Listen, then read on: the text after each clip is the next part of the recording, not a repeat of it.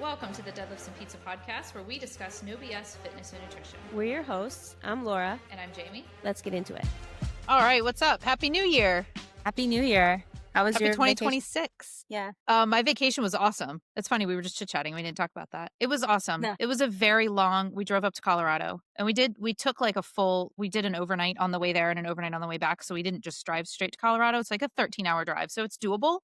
But we were trying to make it a little bit more fun. And it was great. I mean, some of the drives were really long. We tried to do the really long one first. So we did 11 hours on the first day, and then everything else was chunked up. But the last drive on the last day was 7.5 hours. And you know, when you're going somewhere, there's a little bit of an excitement that you're going somewhere. And so even if it's a long drive, you're still like, we're on a road trip. When you're leaving, you're like, get me the F home. Like any hours in the car are too many hours. And so that's the only thing I would change but I don't even think I would change it because the place we stopped at was really cool. And so you have to drive home 7.5 hours from there. There's nothing in the middle. So I don't know. That was the only hard part, was that 7.5 hour drive back was like torture. I hate planes. I would rather drive places, but it's so much quicker, obviously. Yeah. Safely. Well, sometimes it depends. Like we've been on flights where I was like, we could have driven because you have to get to the airport so early. Yeah, like the same amount of we've driven somewhere where I would have been like, you know, we could have taken a flight, but it would have been the same amount of time. Or like we're taking a flight from Houston. I'm like, we're Houston's 3-hour drive from us. Like, why are we taking a flight from Houston? Anyway, like thinking about stuff like that. Yeah. But for me, it's also like packing.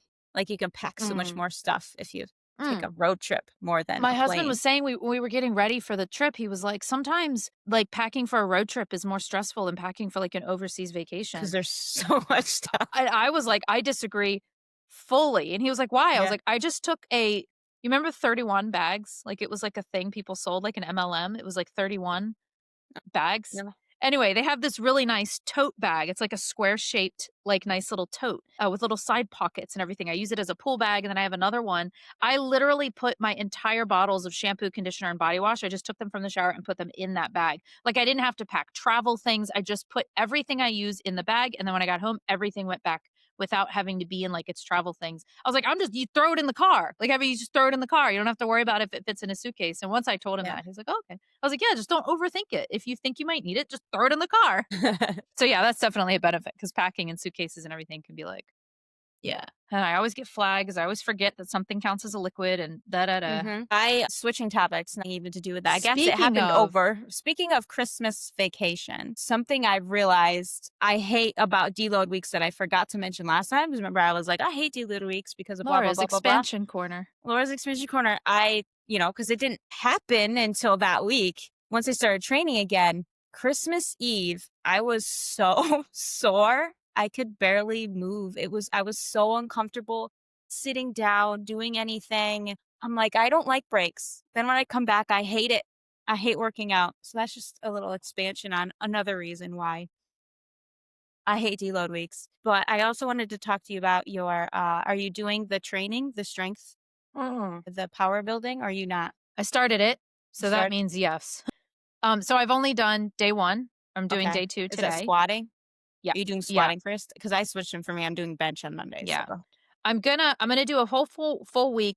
This kind of ties in with goals because I was talking about, I just wrote an email about the idea. And I don't know if you're like this. I have a feeling you're not. But for me, and I think for a lot of people, especially at like a time like this, even if you've kept relatively consistent, there's an amount of inconsistency that just always happens this time of the year, no matter what. And so this time of the year, right, like first week of January, it always feels a little bit like, all right, like even though it's not like I'm off track, but I want better. And so here's some things that I want to implement. And you go in thinking, all right, this is the week. And it's never perfect right away. It's like the idea that you have to plan for weeks 1, 2, maybe even 3 to be rocky. Like you have to plan for that because otherwise it can feel very frustrating to go in Monday being like, everything's going to be perfect. But then you have like leftover lasagna in the fridge that you really should eat and it doesn't fit in your meal plan, whatever. So anyway, with going with that kind of theme, my goal this week is to just go through the motions of the workouts.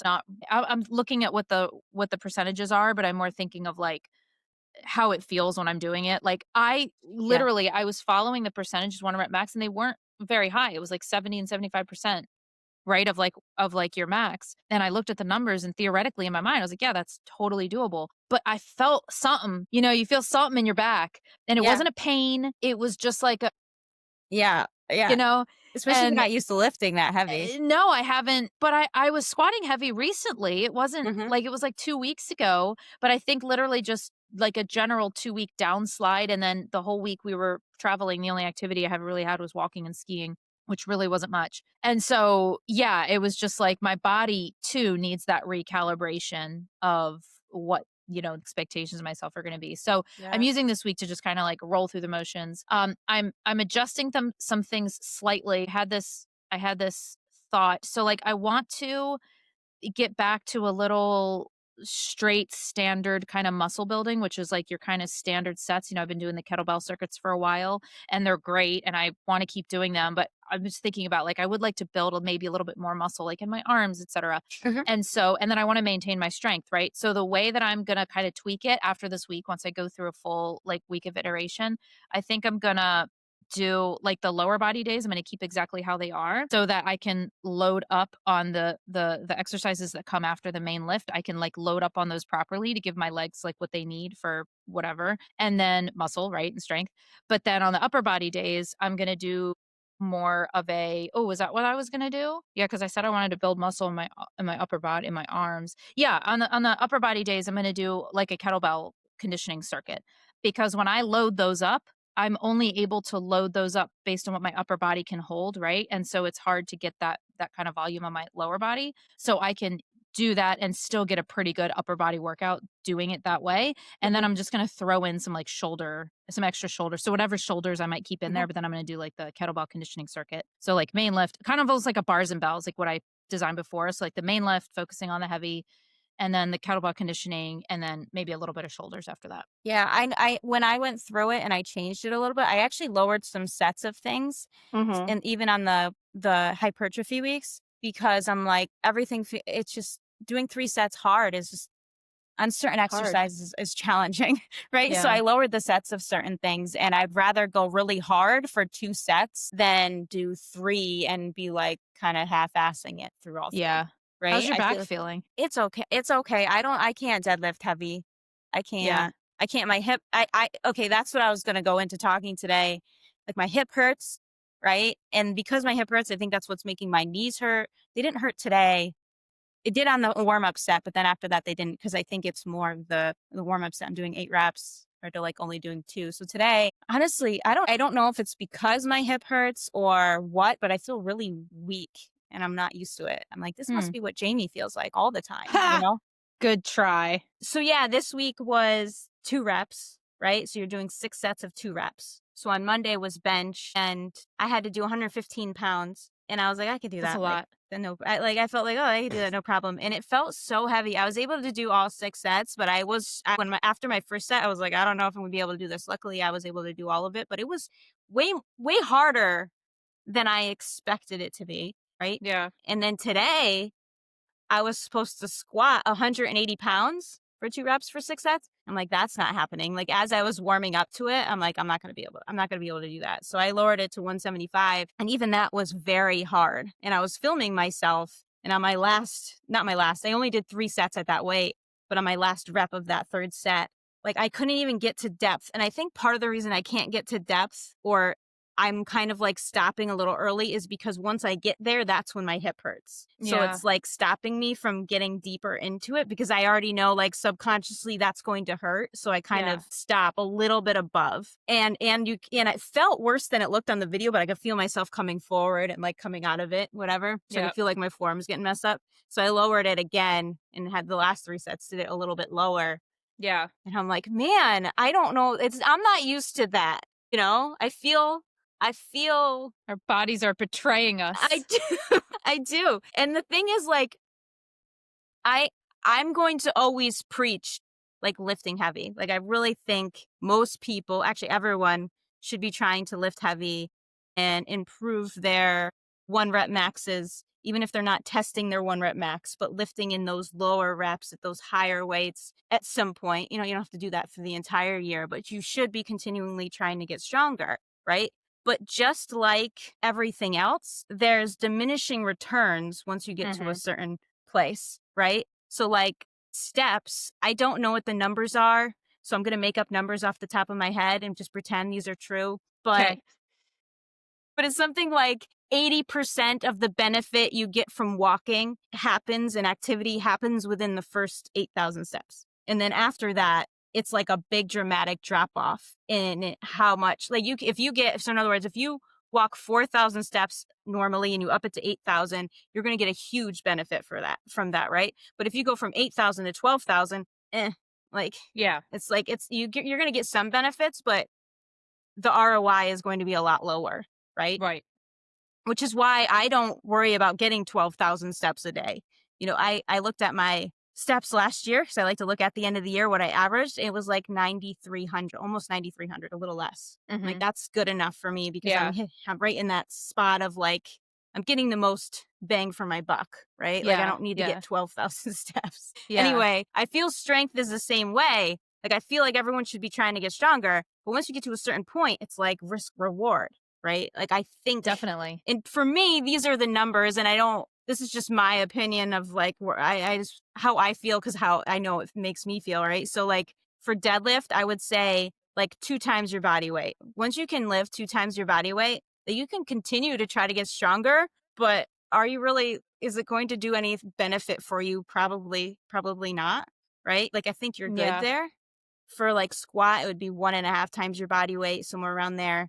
Bench 1 times your body weight, and then overhead press like 0.75 times your body weight. Like once you hit those numbers, you're probably good. Like you don't need to keep going. And it's really hard for me because I like to try to push my limits. I like to try to become elite at things.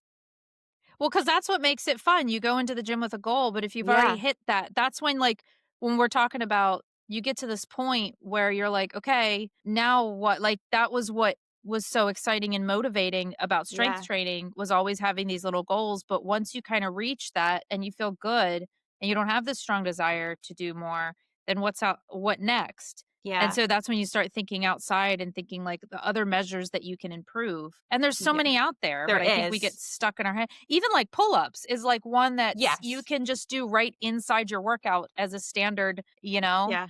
The thing about pull-ups, that's what I was thinking as my only goal, I think, this year when it comes to like strength. And the thing about pull-ups for me though is, and I don't know if this is like this for everyone else, for my body though, unless I am focusing on, like intensely focusing on, and I don't mean just pull up doing them 2 times a week. Like, I mean, I have to like make it my sole focus. I will not improve. Like I've been pull-upping these last couple of weeks and pulling up. It's like deadlifting, pull-upping. It's the pull-upping. exercising. It's one word, pull-upping. So I've been pull-upping these last couple of weeks, but no, like I feel like I've gotten weaker at it because I'm not making it my sole focus. I can't seem to get stronger at it unless I like intensely focus on it. I am telling you, regardless of whatever they, quote unquote, they say, when I did pull-ups every single day is when I saw the most improvement. And it is technically training them because I would go to my max every day, but I'd only do it in one set. So I'd get all warmed up for my workout. And then right before I do my main lift, I just hop on the bar and do as many as I could. And every single day, the goal was to just try to get one more. And every couple of days, I would get that one more. And I went from 7 to like 12. Really? Yeah. And I don't know if I could do it to my max like every day. Just one set of that destroys me. Interesting. Yeah. I keep telling myself I'm going to try it again and I never stick to it. Yeah. So we'll see. Because it's easy to throw in. It worked for me and I don't have to structure everything around it. I can just do my program, but before I start, I hop up on the bar and just do as many as I can. And that's it. Okay. Yeah, that's what I would have to do is put it at the beginning of my workouts. Yeah. But I don't know if I could go to my max every day. I think the way I was structuring it was working where I was improving. But now I'm only doing it 2 times. And it's like, no, you need to do it 6 times a week. Otherwise, you're going to get weaker at it. It's what you're talking about brought up something that I have it at the end of my notes of what I was going to bring up on the podcast, but it kind of aligns. So it's this question I saw in one of those massive weightlifting groups online on Facebook, because I'll browse through those. Yeah. And this one had like 300 plus comments and they're still rolling in, right? It was one of those ones that she just got people like fired up. Yeah. But it really made me think. And I was sitting for like 10 full minutes scrolling through the comments and like just stewing. Absorbing everyone's. Yeah. And like seeing what people, of course, so anyway, I'm going to read it. It's a weightlifting group, by the way. So weightlifting for women's group. She said, "Is this weightlifting thing a bunch of nonsense? For the first time in a very long time, I decided to take 1 month off from lifting. I have never felt better. I walked every day and worked on mobility. I lost about 4 to 5 pounds. My joint pain went away. Maybe lifting isn't for everyone. I'm considering just doing light weights from now on. This progressive overload thing is what is causing pain in my joints and keeping my weight heavier than I was comfortable with." Blew the F up. There are people that are like, "Oh my God, I totally agree. I was feeling this way. And when I backed off, I felt better." And then there are people that are like, "You're going to fall and break your hip because muscle matters so much." And like, say goodbye to like living past 80. Like, there are just like so many people that have these like strong opinions. I have a very strong opinion on this. Well, I would like to hear it. I Okay. think I already did. And then I can add some nuance and some thought and kind of like some numbers I kind of came up with while I was thinking about it. Yeah. I think if you're feeling that way, most likely you're doing too much or you're doing it wrong. Like, who knows what their form Exactly. looks like? Who Right. knows all of Her that stuff? expectations of herself, etc. Yeah. So most likely you're doing too much if you feel that way. It shouldn't feel that way. And even like when I took the week off, remember, I felt like crap. I felt worse. Even I know. with, That's what made me think of it. I was like, Laura, wait, man, a month? Like, she's dying after 1 week. even like, like I said, my hip hurts and my back's a little off, right? Throughout my everyday life, my regular life, you wouldn't know it's only when I go to the gym. Like, it's when I squat to parallel that my hip hurts, and my back really only hurts when I'm deadlifting. Like, if I sit for a very long period after deadlifting, then it will start to like bother me, but it's getting better now again. It's like the other day we've got a brand new couch and it came in 9 boxes and they were really heavy boxes and they were really awkward, like really big. So I couldn't lift them by myself. So Caleb helped me, but we brought in all 9 boxes of the couch. Like, no problem. He was heavy for him, but for me, no problem. And you wouldn't know, like, I was feeling any kind of discomfort anywhere. In my everyday life, it doesn't show up. And I feel so much better than I ever did before I was training. So I disagree with this. If you're doing it, you're probably doing something wrong. Yeah. I agree that she's probably doing something wrong. I obviously don't know how long this person's lifting either. So if she's just been doing it for like a year or two and then now she's feeling like this, that would make me think more that she's doing something wrong. But if she's been doing it for years, kind of like the way we have, like when we're talking about how getting higher and higher in those numbers and pushing yourself. Yeah. Like it's quite possible. So I was kind of thinking too about when we talk about lifting heavy, and like for us, it is both of us have reached all the numbers you just said.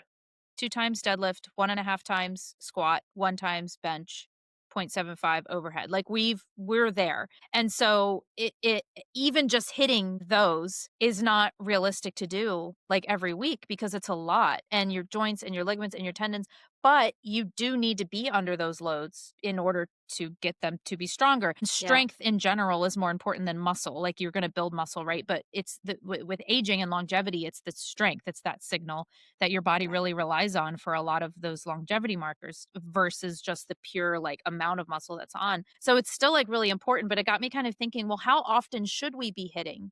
And I want to know if you kind of agree with me.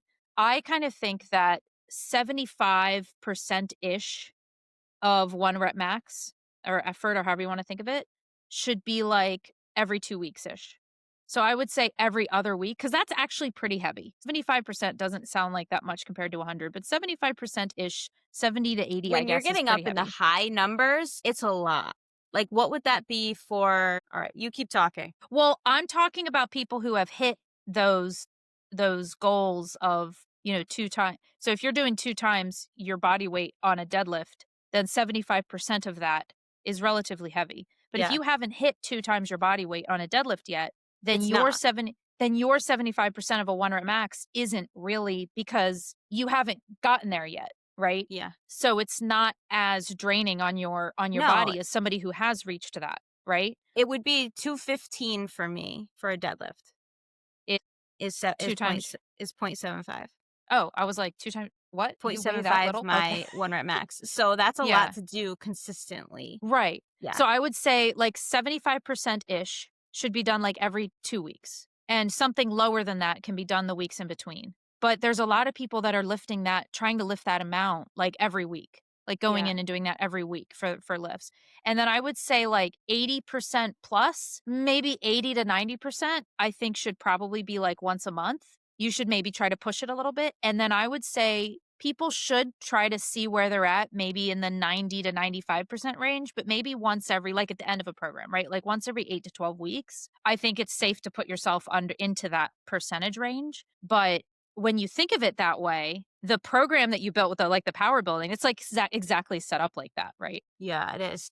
Yeah. And like, so I really think that for the majority of people that are kind of in this range or feeling like, oh my God, strength training really is like a lot, you might just be demanding too much of yourself every workout. Because this person said too, it's the progressive overload that's really getting me. And I think a lot of people that are trying to strength train, especially maybe in like our age range too, they're constantly obsessed with this idea where it's like, if I'm not adding weight, if I'm not progressive overloading, then I'm not going to be building muscle. Like they know now, and people aren't just lifting 5-pound dumbbells anymore. They know now, but we're jumping to the other side of the spectrum too, where it's just we're not understanding how big progressive overload can actually be. And who know, like, okay, if she's been doing this, say she isn't as experienced and she's been doing it for like a year. After a year, it starts slowing down. So if her expectation is to add weight to every exercise every week once you get there, I could imagine that her form is probably out the window. Yeah. Yeah, there's lots of possibilities, right? There's lots of possibilities. And I don't like know her. where... Her form might be perfect. I don't know, but right. Yeah. But it's interesting because it got me kind of thinking like, well, how often should we really be lifting as heavy as possible? Yeah, I don't know if I would you can set it up like this program is, or you could, I think it makes sense to do it in like cycles. Like this time of year, I'm going to focus on lifting heavy. Then I'm going to give my body a little bit of a break. And this cycle is going to be this, and this cycle is going to be that. And having different goals throughout the year, I think is a really good way to set it up. Like I think that's really the best way to prevent overuse and all of those kinds of injuries. Have like a program that maybe it could be anywhere from like 6 to 12 weeks, maybe even 4 weeks. But I think you should have the goal should probably be longer than that. So like 6 to 12 weeks of my main goal is to lift heavy. And that doesn't mean you could set it up like this where we're not lifting super heavy every week, but lift heavy. And then the next 6 to 12 could be something along the lines of like hypertrophy, right? And then 6 to 12 where, okay, I'm really pushing intensity, but my volume is lower. Then have another one where you're like, my volume is really high, but my intensity maybe isn't as high and I'm doing more sets, and just like have different goals and doing different programs that have different goals instead of sticking to the same thing all the time. And I think you're less likely to experience problems. Does that make sense? Yeah, agreed. All right. Oh, and in this program, I don't know if you noticed, but I did change it where you do lift heavy one set on the off week, on the hypertrophy week. I haven't noticed yet. So I did make it like that so that you still get that one set where you're like, pushing that weight, but you don't have to do it that way if you want to do it lighter. Yeah. Yeah. So I was listening to a podcast by two guys that we both know and love, the pair. Yeah. And it was funny because they did the S through F ranking system that you did recently. Okay. Yeah. And they were having the same conversation where one of them was like, so what is the S? And the other one was like, I don't really know. It's just the way it is, and I was like, oh, this is so funny. But the way that they did it, so they did like program design, like body, like splits, like training splits. That's a really loud bottle clicking. I'm so Just sorry. FYI. I'm thirsty. I need to mute it next time. Mute it. I mute it every time I take a sip of my tea. Yeah. Because then I put the thing down and it's like heavy. Which, by the way, I'm having a problem getting my collagen and my creatine in because I usually throw them in my smoothie. And I don't want smoothies. They make me so cold I can't recover from it, like currently. I'm trying to figure out a way that I can consistently get it in. So today I tried blending it into my tea because people do it in their coffee. And I tried it the other day and I was like, I can't do it. I don't know what it is. I can't get past it. So I'm trying it in tea. It's working so far. Do you have a way that you get it in consistently? I have a smoothie most of the time. And if I don't, I kind of just skip it. Oh, yeah. But you still have smoothies throughout the winter and stuff? I do. It's first thing in the morning and it's so cold, but I do. You get used to it. Like, it's so funny. Like, I've been having the heat on like 66, even though it's been like really cold. And I'm like, I feel nice. Like, dude, if I'm active, if in I'm the winter, it's 82 degrees today. And I am like, but it's not like it's that when I wake up in the morning. It's still pretty it's chilly enough that once I add a smoothie, I'm like, my insides turn frozen and I can't get warm for hours. Well, you work out, so. It's 50 degrees first thing in the morning. It's just so cold and I just can't handle it. And well, you drink the smoothie and you work out, right? So you're warmed up from that. Yes, but maybe I should have the smoothie later. Oh, I should have the smoothie later. I should just have it in the afternoon. All right, I got to think about all this. Anyway, so they did it on, and I figured we could just copy because I thought that was fun. I thought it'd be good. Definitely. Let's go. So it's S through F rating system on these different program design. However, the way that they did it felt very frustrating, and I don't know how they kept track or didn't get frustrated. Have you ever seen those like reels or something, or TikToks or CapCuts or something where it'll show something on top of your head and then you have to pick the category it goes in? It's almost like a game, but once you rank them, they can't be moved. So let's say it's like ranking 1 through 5, and it's all your favorite. Yeah, it's like all your favorite characters from a book. And it shows you the first character, and you have to rank it without knowing the other characters it's going to give you. So that way is more. By the way, that way is more of a ranking system than it's like ranking it. Yeah, it's like not ordering the same them. way as a lot of people do this, where it's like putting it in tiers. That's because you're supposed to put it in a tier. You're not supposed to rank it. It's not like if you can get more than one A in grade, like more than one person can get an A on their paper. Yeah. You know? Well, this was like, the way they were doing was frustrating because you threw out the first one and then the other one had to like place it without knowing what the other ones were going to be. Yeah. And then everything could only get one placement. So I was like, we're not going to do that. Okay, good. I just thought you could rate it in general, and then we can talk about each one because there's nuance in each one. Okay. So the first one, so 1, 2, 3, 4, 5, 6, 7. I have 7. So the first it goes one, to S to F, right? The ranking system, yes, but I have 7 things to grade, I guess we should say. And we don't use E. I don't like using E. Some people use E. That's so weird how you can just skip E and go to F. Why not skip F? Because it's a grade. It doesn't make any sense. A, B, C, D, E, fail. No, sorry. A, B, C, D, fail. Yeah, but okay. Well, but grading systems that use E don't use F. No, but I've seen them use F too. They go to all But then they don't use E. It's usually one or the other. No, I've seen both. Really? All right, whatever. So you're not using E is what you're saying. I don't want to use E. You're going straight to F. There's too many of them. Why do we need an E? There's too many already. Why do you need the F? Because it's fail. Because it stands for fail? It stands for fail. We also don't need the S. But S is like... You're taking out a random letter in the middle. Like E, it's stupid. Like, what about the last one, F? Why don't we just... It's just silly. Okay, so S through F without the E. Ready? Yeah, let's do it that way, please. Does it make I'm not normally sense? Very, usually I'm like, whatever you want. But no, this is important to me. 3 times a week, full body. 3 times a week, full body. Dude, that's S. Yeah. I mean, I knew you liked it, but S? Yeah, who is that not good for? That's good for everybody. It's that perfect amount. It could not be good for like beginner intermediate lifters. So they're past the beginner stage, but they're not quite to intermediate. So they're pushing themselves, but they're not quite aware of how to kind of periodize the workouts, I guess, in order to, or like organize. So like they might be going really heavy on their squat on the first day, and then they might be going really heavy on the Bulgarian split squat the next day, and they might not be properly recovering from all of them in between. 3 full body, 3 days a week. Yes. So there's a day in between. You get a rest. Well, so first of all, yes, you get a rest, but what if you're pushing every single workout? You might not be like, if you do like all lower body in one day, you're going to push really hard on the first one and then you're gradually going to go down. But if you're doing 3 times a week full body, you might be pushing with equal intensity for all of those. You're supposed to, and that's the point. That's why it makes it. But you might be constantly sore. Whereas if you do like all lower body, you might be. Maybe not for somebody like you. You understand how to like structure that. The other problem I see is sometimes people do these 3 full bodies. They'll do full body, but they're not stretching it out. They might do like Monday, Tuesday, and then like Thursday. Well, that's doing it wrong. So if you're just doing it wrong. So if you do 3 times a week full body, spaced out 3, like with a day in between.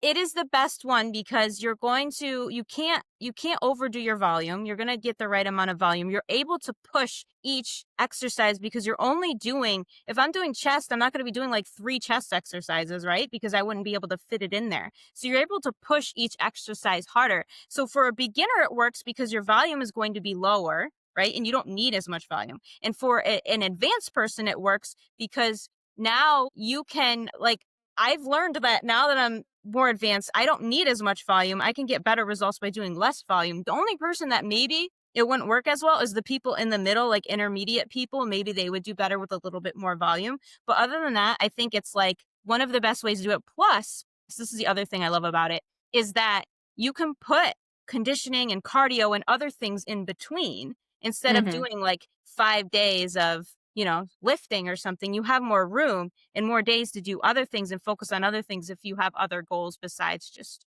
strength training. Yeah. So I really like 3 times full body. I would give it a B. A B. Okay. Yeah. But probably for the things that I said. Mm-hmm. Well, I don't know. I'm disagree. trying to think because I have one that I would give an S to. Mm-hmm. So maybe I'd give it an A, actually. Okay. Depending. A, B. I think it's the most flexible and it would work for most people. What's funny is that one of our friends gave it an F. Who? An F.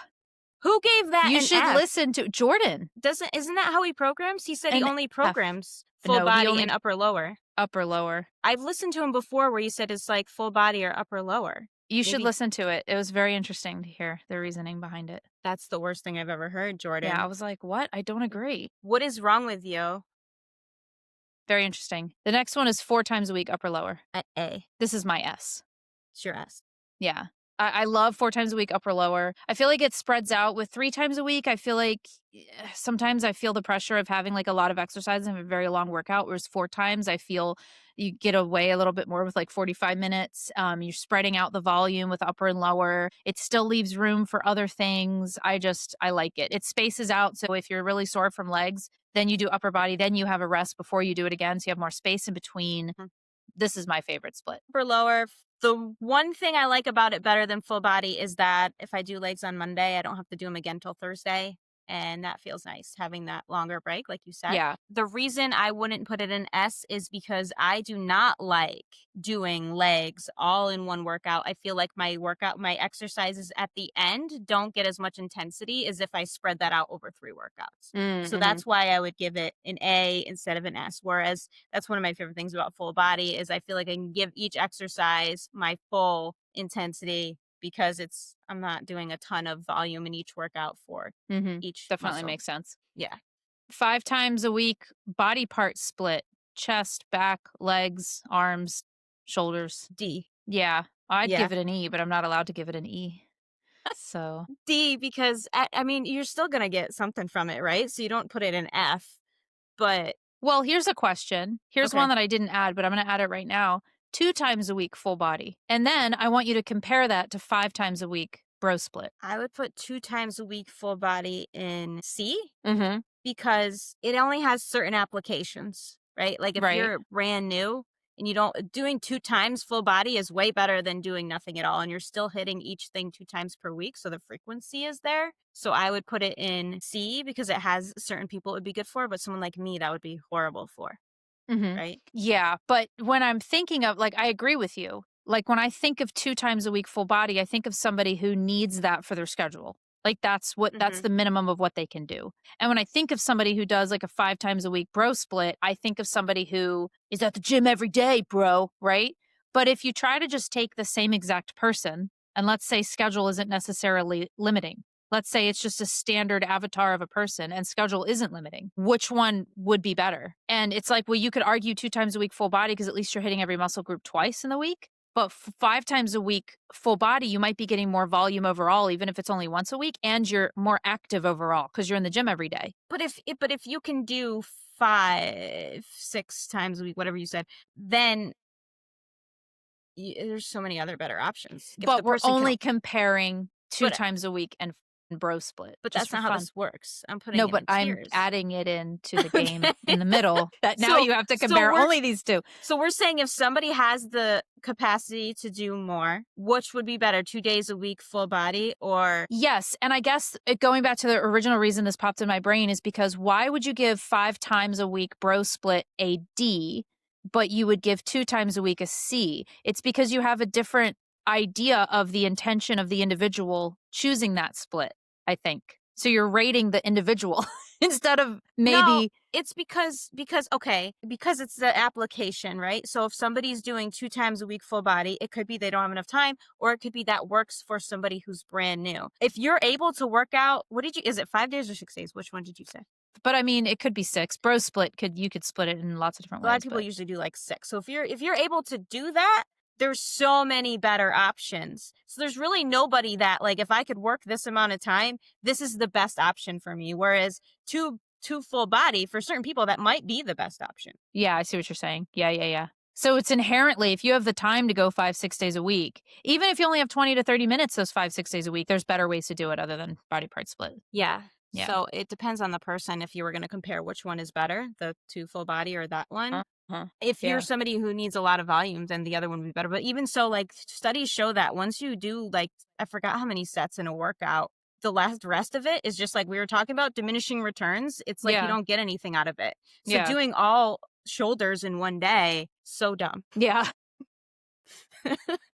But yeah. Okay. Moving on. Well, because I was going to say they do like, it's like legs is only 1 day a week, but then it's like chest and then back and then arms. But when you're doing chest and back, you're also hitting your biceps and your triceps. So technically you are hitting them twice a week, even if you're doing a bro split. So yeah, but I would probably argue that 5 times a week or 5 to 6 days a week bro split and 2 times a week full body, I'd probably give them both like a D. Okay. Yeah. Maybe a C. I don't know if I can give anything a D or an F if it's strength training. Yeah, I know. It's never bad. I know. That's true. Like, if nothing's it's better, ever bad. That's true. Maybe I'll move that up to a C. Yeah, I'll put them in C, and I'm never going to go lower than C. I'm going to put that out there now. I would C is my certain lowest. Things, I guess. Like, if you're going like crazy and you're like, I don't know, full body 7 days a week, no one does that. Right. But that would be an F. 2 a days, 7 days a week. Yeah. F. 4 times a week full body. I don't like this one. I don't like 4 times a week full body. I'm going to say B. I've done that before and I really like it. I know. Yeah. I love it. I love full body. I love the fact that I only have to do one exercise, and it doesn't seem to, you have to program it right. Yeah, that's true. And by full body, like, I am not squatting 2 days in a row, like right. I kind of split it up. So like chest is hitting my shoulders, bench press is hitting my shoulders with my chest, but I'm not going to do like bench press 2 days in a row. I might bench press and the next day I'm doing overhead press. They're still hitting like the one, it still could be full body where I'm hitting my shoulders 2 days in a row, but I'm not hitting them hard 2 days in a row. So you have to program it strategically like that. That's really the key, is having the correct programming. Like, somebody shouldn't just go in and do 4 times a week, 3 times a week full body, especially not 4 times a week or 5 times a week full body,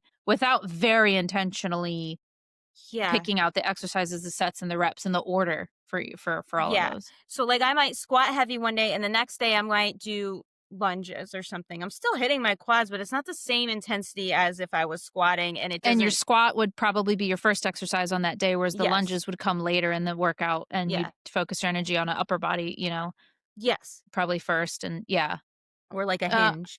Yeah, I could see it. I don't like it. I'm gonna put 2 times a week and 5 times a week down, and the bro split down to a D, and I'm gonna put this one as a C. Okay. 4 times a week full body. C. I had a point and I lost it. Oh, okay, it's a way to get more volume in too. Like, if you want to do more volume and do it, and so you can spread it out in 4 days, and so you get that without having to. Like I said, I really hate killing my legs on my workout. So this is my way of splitting that up. So I love spreading the volume out. I mean, I was technically doing 4 times a week full body just with my bars and bells program, because I was doing a different main lift every day. And then I was doing like a kettlebell conditioning circuit, but it was also strength, and it was using my full body. Yeah. Oh, I don't know. Maybe I'll give it a C.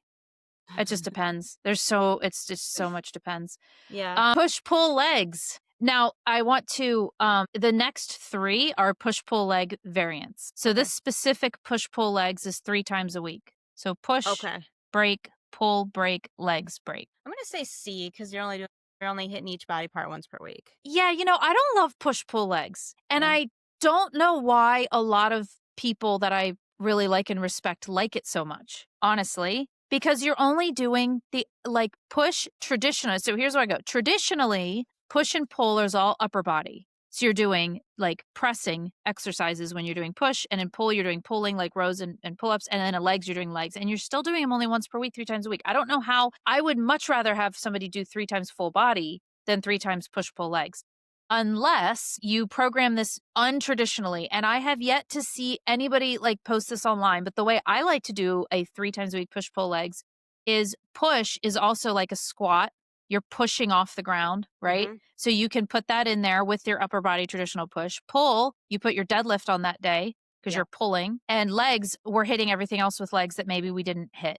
So now we're hitting lower body 3 times a week. We're spreading it out practically. We're still getting upper body twice, and that could work out really well. But then I think instead of push-pull legs, I think it should be pull-push legs. Because if you're going to deadlift on the pull day, I think you should do that the first day and then legs on the last day to spread those out. That's the way that I would like to see. But then we're looking at 3 times a week full body. But if you want to call it push-pull legs, then I guess okay. Yeah. Well, then it's not really pull body because legs is not full. It just, to me, it's like you have to mess with it so much to make it work. So why do it? I agree. Yeah. Because it's fun to say. I don't know. And then the next one would be 6 times a week push-pull legs. So I've met people that do push-pull legs in a traditional sense with just upper body on the push and pull days, but then they just push-pull legs, break, repeat. So they do 3 on, 1 off, 3 on. Yeah. How would you rate that one? I don't love it. I'm going to put it in C also. It's fine. You're hitting everything 2 times a week. It's just the same thing like I was saying before. It's really hard to get, if you're working only pulling, if you're only doing pulling exercises, how much volume are going to get in there for that where you don't feel, I don't know. I Like guess really fatigued. Yeah. Yeah. But I guess you're still doing it twice. You're doing it twice. So if you're like really short workouts, it could work. It's like similar to upper lower, but just spreading it out over 6 days. Like that would work. But a lot of people, when they do this, it's so they can pack in the volume. And how much are you actually getting out of it? I don't know. I think I don't know. I think the theme of this podcast should be ROI. What is your return on investment? Return on investment. Yeah. And I think that's just a big investment for a little return. I agree. Yeah. And then the last one is another push-pull legs variant that I see. And this feels very bro to me for obvious reasons. It's push-pull legs plus upper lower. So it's 5 days a week. It's push-pull legs, break, and then an upper and a lower. I've never seen that before. Let me think about, I have to think about, you can say your opinion. So I'm thinking. Yeah, I don't actually, it's not necessary. Well, the reason I was thinking it was bro is because I feel like with the push and the pull, you're already doing upper body, then we hit lower. And then we have to hit upper body again because we're so focused on upper body, but at least we're getting lower body in twice. I guess it could work. So it's a way to get, to lower the amount of days. Maybe you only have 5 days. Yeah, it also could be like it's fine. Let's see. Yeah, you could also organize it that your first 3 days, your push-pull legs could be your really heavy compound lifts in your pushing pattern, your pulling pattern, and then maybe lower body. And then you take a break, and then your last 2 days of the week, maybe Thursday, Friday, are like higher volume isolation exercises for upper lower. It could work. Yeah, it kind of makes me like it a little bit more. Yeah. I'd probably put it in a B. I can see that. Yeah, I could see that being good. I definitely prefer it to just straight 3 days a week push-pull legs or 6 times a week push-pull legs, repeat. Yeah. Yeah. I like it, actually. B, the more I talk about it. B sounds good to me. When I was like, this one sucks. And now I'm talking about, I'm like, yeah, actually. I do like 3 times a week full body, though, like just going back to that. I think there can be some possible negatives, but I really do like the idea of it's better than 2 times a week because we're getting just that one extra day of getting the volume and the reps and the sets in is like, talk about like return on investment, like it's going to make a big difference, but going from 3 days to 4 days won't make as big of a difference. And so I think especially with people who have either a busy schedule or other interests and things they like to do with their activity time, I think 3 days a week is a really great, like, happy medium. I think so. It's moving up. I'm giving it an A. Yay. Yeah. All right. All cool. right. Anything else? I have a segment, but I don't know if we're going to get to everything, but that's okay because I want to make this like a continuous segment like we do with overrated, underrated, because I think this would be fun. Okay. So I'm going to call it Wackiest Things I've Heard Influencers Say. Okay.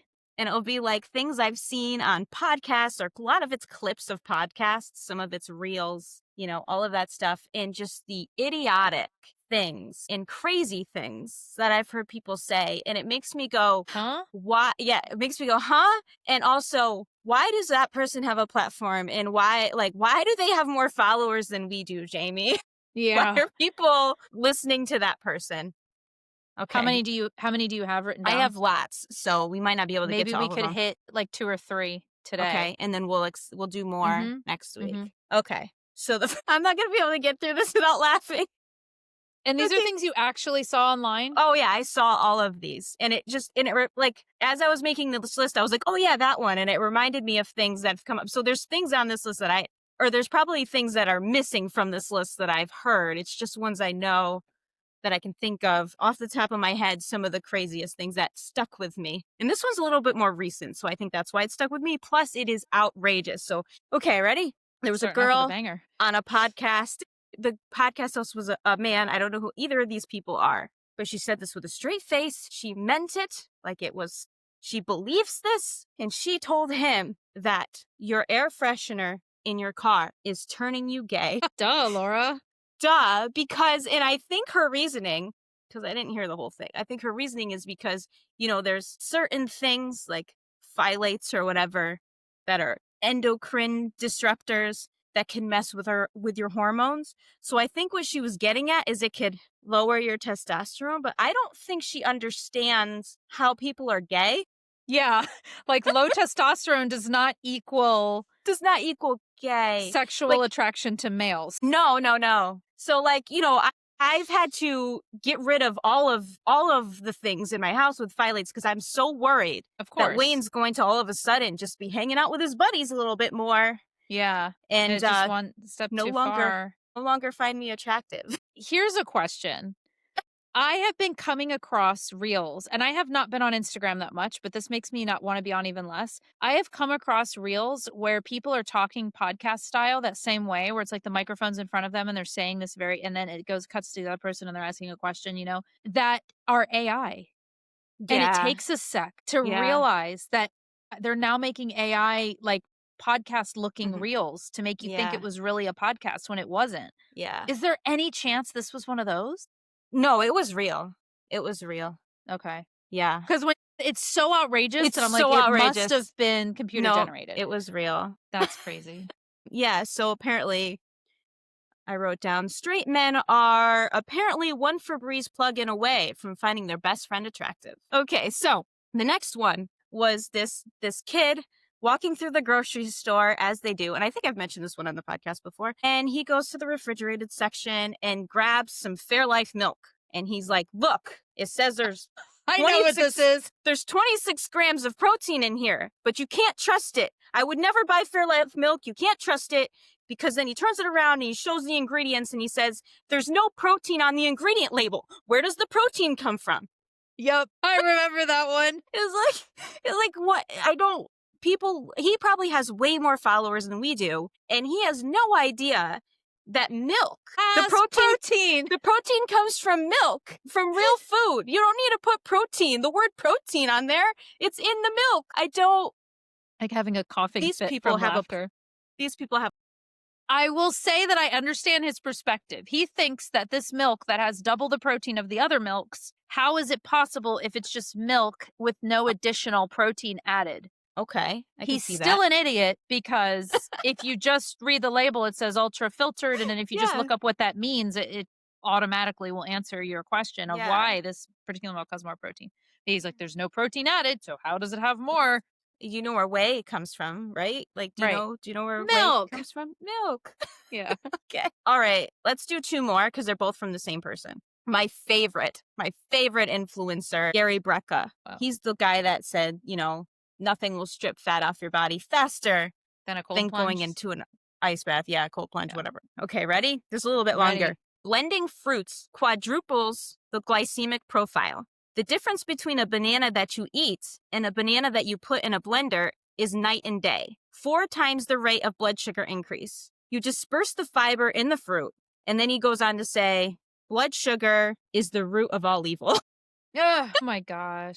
And this is not true whatsoever. I don't understand. Like, what is There's a seed of truth in it. When you blend up fruit, there is a different glycemic response. No, they did studies on it. Really? And it actually is lower when you blend it because it does something to the seeds or something. I thought it was because your body, when you're chewing something versus when it's already blended, it's like all of it is in that blended form. So you're absorbing all of it versus maybe passing chunks of it through. And so there is a different response. Like I know, and this isn't blood sugar related, but I know that's true with like whole nuts versus nut butters. You get more, you like literally utilize all of the calories like in nut butters because it's already, your body just, it's already like partially digested basically versus nuts. You might just like pass chunks of that through. But it's not, even if it was, even if that was true, like just because the glycemic load is higher doesn't. But it isn't. It isn't. It doesn't make any sense. Okay, if I eat the banana or I blend the banana,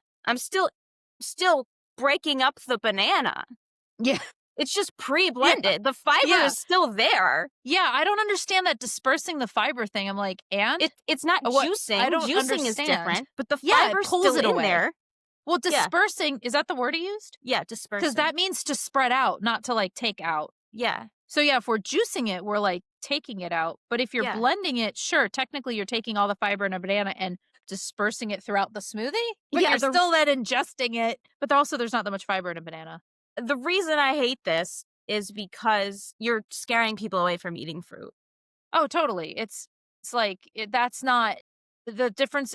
It's not because people are all of a sudden throwing bananas in their smoothies that now we have like an obesity epidemic or like a diabetes and blood sugar, and that's not the issue. And blood sugar is not the root of all evil. I know some things that are much worse than that.